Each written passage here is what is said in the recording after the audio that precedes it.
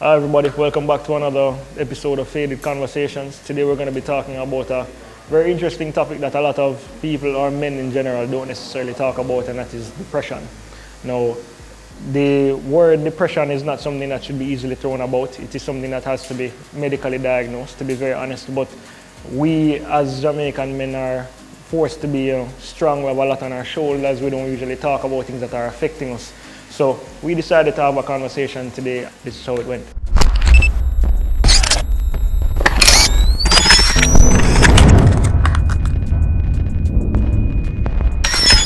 You are the person feeling depressed. Like, what is your go-to as a solution to you feeling like, yo, this is getting too heavy? Whether it be a death in your family, whether it be anything business related, it could be so many things. But how we cope with it is just as important as how it affects you, to be very honest.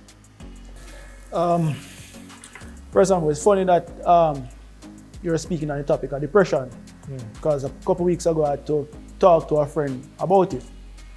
Great. So, let me put it this way. Depression really affects men more than women. All right. One of the reasons why, as previous person was saying, was that our ego. Number two, this macho thing that we have going on. One of the easiest ways I think to deal with depression is to talk. Trust somebody.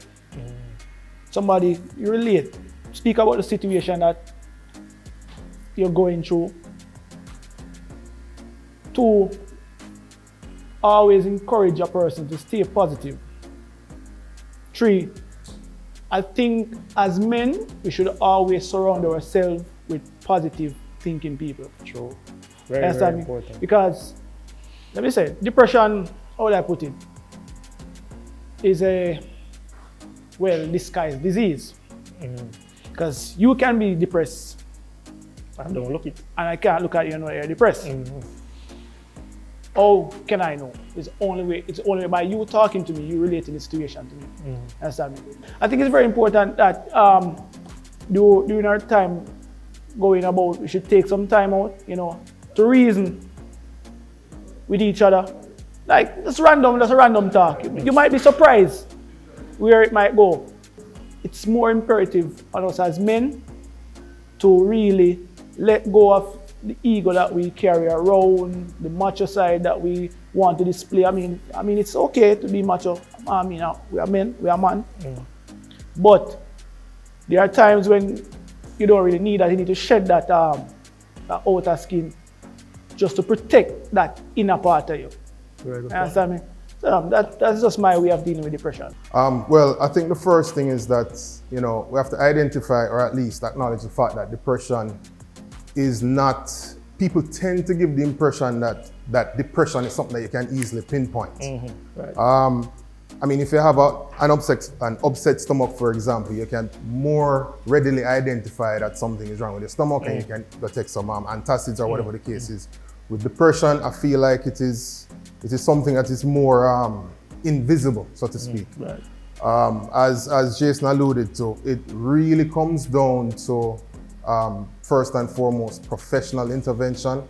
However, I feel that if you are beginning to feel that you may have symptoms of depression, it's important to be able to identify it.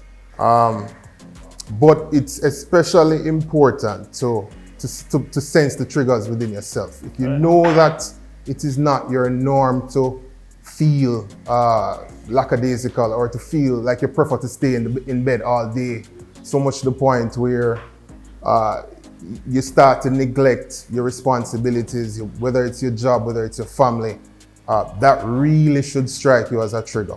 Especially now when you know that you can't go out. You can't go and see and interact with the people that you value the most necessarily in their opinion. And you can't go to Pier 1 and you can't have a drink.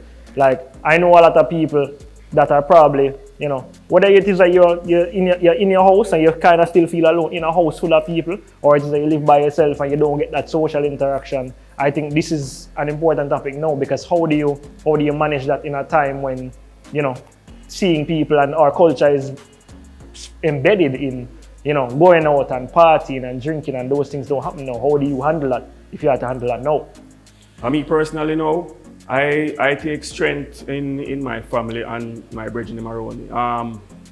I've really had been in a situation where I have brethren where I don't look out for my own interests as I would look out for theirs. But you will have one and two occasions where you have brethren around where it seems like you're not really being no good. But sometimes even that person, you can gain some insight from them.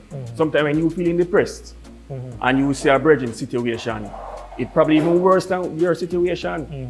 And you can lift him up, you can give him encouragement. And sometimes by you encouraging somebody else, it helps your personal situation too. That's a very good point. Sometimes a one line, a simple, how somebody answer a question when you ask, sometimes it helps you with your situation. You don't even realize.